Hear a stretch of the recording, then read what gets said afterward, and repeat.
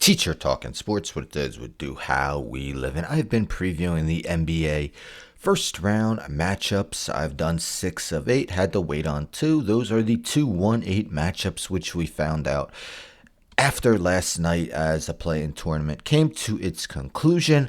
Let's start with the East. I'll mention the odds, give my prediction, take a look at both rosters. So here we go. We got the top-seeded Cleveland Cavaliers, who were amongst pretty much the top seed throughout the entire season. Meanwhile, Miami Heat, 8 games under 500. You see a 27 win difference between the two teams. Of course, the Heat traded Jimmy Butler, really struggled after trading him, improved of late though, and won 2 games to become the first 10 seed to reach to qualify for the playoffs with 2 road wins. So awesome job. Cavaliers, of course, historic offense, one of the best offenses of all time when it comes to offensive rating. The Miami Heat at times can struggle to put the ball in the hoop. Bam Adebayo seemed to regress a little bit on offense, although he is dabbling a bit more at the three-point shot of late. Andrew Wiggins has been out of the lineup, although he's been back recently. But they've had a solid defense all season long, led by Bam Adebayo. May have had his struggles at times on offense, but still brings it on the defensive end. The Cavaliers are going to shoot a ton of three-pointers, second to the Boston Celtics for three-point attempts.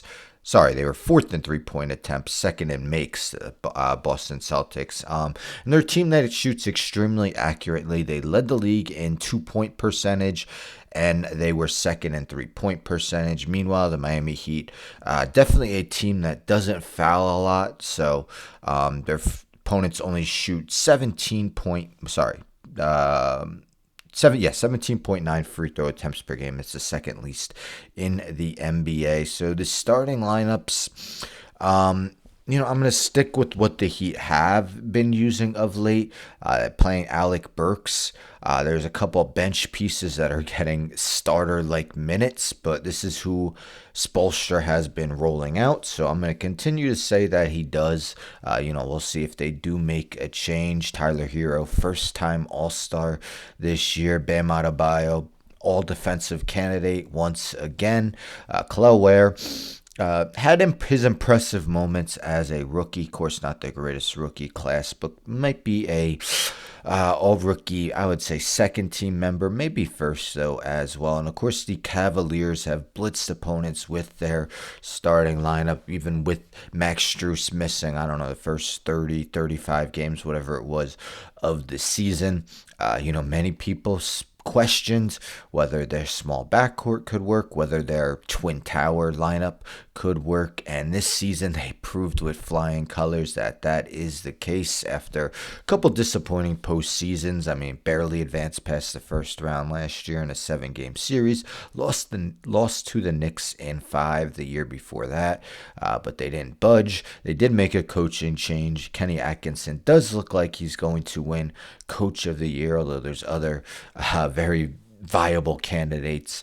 Cavs definitely have the advantage with the starting lineup. 4 guys that are prior All-Stars and 3 who made it this year in Garland, Mitchell, and Mobley. Mobley, of course, might win Defensive Player of the Year. Donovan Mitchell might make the All-NBA first team. Garland and Mobley also have a chance to make the All-NBA. And I believe Jarrett Allen led the league in field goal percentage this year. Yes, he did, at 70.6%. Let's take a look at the benches. So the Cavaliers have 2 Six-Man of the Year candidates. Neither are going to win because it's going to be Peyton Pritchard. Malik Beasley will probably finish second. But DeAndre Hunter, who of course they acquired in a deal with the Atlanta Hawks. These are his numbers with the Cavaliers, still going strong. And Ty Jerome, pretty much a no-namer entering this season. What a year he's had for the Cavaliers, shooting 43.9% from three, 51.6% from the field. Okoro has an improved three-point shot. Hasn't quite lived up to his draft stock, but nonetheless, still a very good defensive player, as is Dean Wade, who has started his more than his handful of games this year as well. Shout out to Davion Mitchell. Seemed like almost like a bust, a lottery flame out, didn't pan out with the Kings, wasn't really performing with the Raptors, joins the Heat, and he's played a huge role, playing definite starter-like minutes. I mean, he's started 15 of his 30 appearances. He's been playing off the bench, but in yesterday's overtime win, I believe he had 40 minutes played. Haywood Highsmith, definitely a capable three-point shooter. Provides very good defense. Duncan Robinson, maybe not on the defensive end, but sharpshooter extraordinaire. Almost 40% from deep this year. Slow-mo, just a guy who's not going to make mistakes. And so I should say both. For all these, I include 5 guys off the bench. I realize that, a lot of teams in the postseason go with that 8-9 man rotation. But, I list 10 in case there's an injury. And, I mean, you never know. Like a guy like Nikola Jovic, he had been playing fairly big minutes, fractured a bone in his hand, had been out for something like a month, and was actually listed as probable yesterday. Did not play, understandable, because after the long layoff, kind of hard to play him in a do or die game as the Heat encountered last night.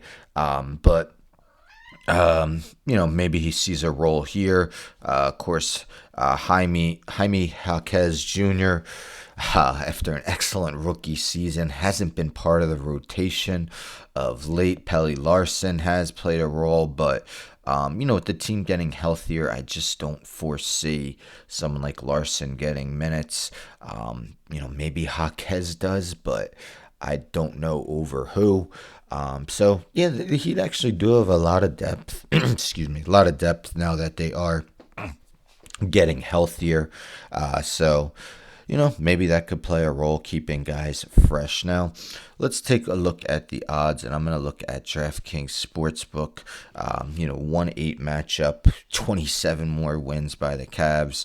Of course, they are going to be heavy favorites, and that is the case here, as the Cavs are minus 1,800 to win this series. The Heat are plus 900. The only series with bigger odds is the Celtics over the Magic, and actually the other 1-8 matchup that I'll be doing later also has the same minus 1,800 odds. In the end, and I think I'm going to pick it to go more games than a lot of people, I'm going to say the Cavs in 6. I definitely respect Eric Spoelstra a lot. His ability to make teams that seem like they're lesser teams pull out wins. And I think he's able to do it a couple times with this roster. I mean, it's not like they're lacking talent. 2 all-star level players in Hero and Adebayo. Of course, Andrew Wiggins actually made an all-star game as well and won a championship.